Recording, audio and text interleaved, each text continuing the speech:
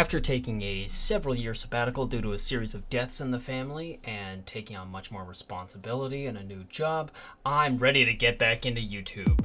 I wanted to start by making a new animation for my channel, but I've got an issue. Doesn't have a numpad. Blender doesn't technically need this, but it sucks without it, let's be honest. So, I set out to make my own. Behold my mess of a workshop. This new workshop needs a little bit of cleaning up, but it's a work in progress. My idea was to take an existing keyboard and cut the numpad off for my own use. How hard could that be? Foreshadowing. Let's get a keyboard to begin with. This should do. However, there's a problem. It's got screws in it. So it's saw time. No, it's iFixit.notsponsored.com time. After laboriously removing all the screws I needed to get the thing apart, I failed because I didn't have any nails. After struggling for some time, I had noticed it had some pads for the feet, which usually hide screws. And, go figure, it was hiding screws. But, even then, it wasn't coming apart, being a stubborn bastard. After realizing that I had missed a few other screws, it still wasn't coming apart. You can actually see my bewilderment on my face as I struggle to figure out what's holding this together, this little piece of plastic. So I thought, maybe a good idea would be to check for more screws. No, wait, never mind. I just wrenched it with a screwdriver. Okay, finally I had the idea that it might be hidden underneath the keys.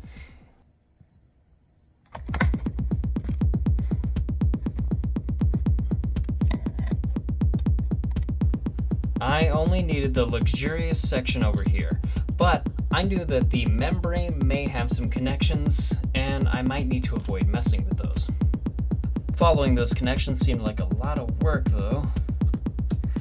So I just went and double-checked that it was working, and then cut a bitch. It stopped working.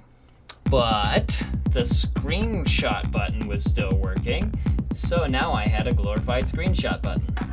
If I had traced the lines, I could have found somewhere I had messed up, but instead I just cut wildly. Trash that, onto the next victim. This thing had lots of screws to deal with as well.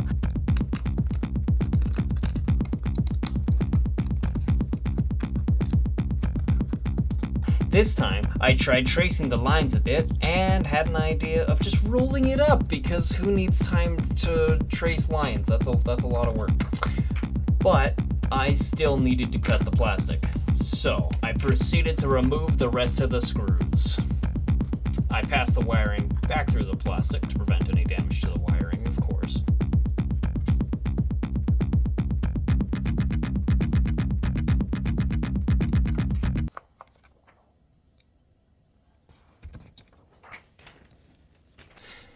And now I just had to pick the safest method to cut it.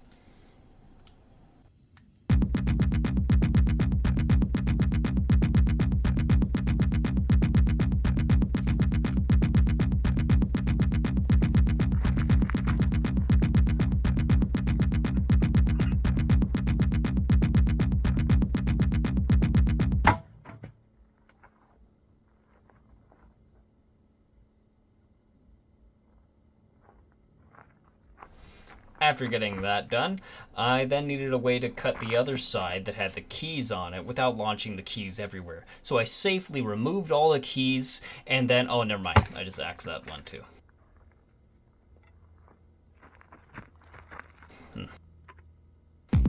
But behold, the parts are coming together.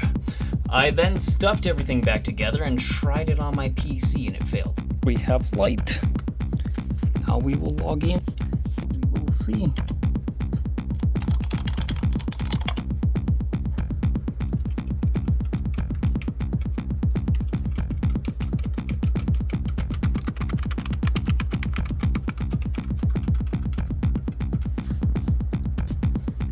I then realized that a vital piece had fell off back when I axed it. What happened was there was a small piece here that was lost at some point probably during some violent act when I axed it. of God. Axed it. So what I'm gonna do, acted. stick some rubber bands and stick them there as a little buffer, and hopefully we'll have our keyboard functioning again. So what I believe is happening is that these contacts on the bottom of the keyboard little thingy majigger aren't touching with these contacts, which would cause problems. So I've added a rubber band, and hopefully that works. I then forgot to put the rubber back No on one the improved. membrane. Forgot. I stood up way too fast. Forgot to put the actual gummies on here to make the membrane work. I had to take it apart and do it Now again. I take it apart again. Moment of truth. So I tested it again.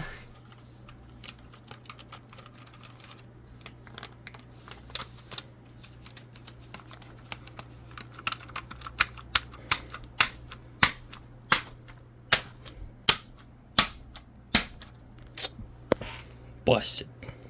And it failed. So I gave up. Alright.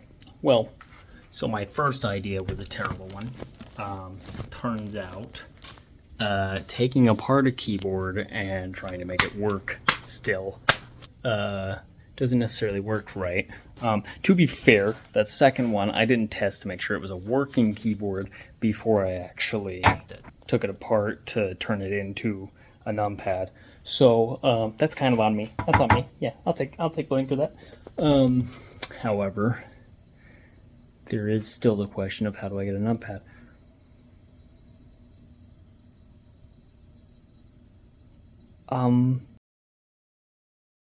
I'd like to thank today's not sponsor, EpoMaker. With EpoMaker, I was able to order something online without using Amazon, and that's pretty cool.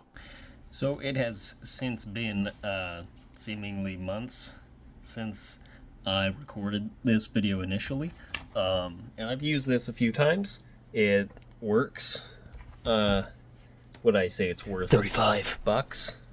No. Just get a keyboard with a numpad. Acted.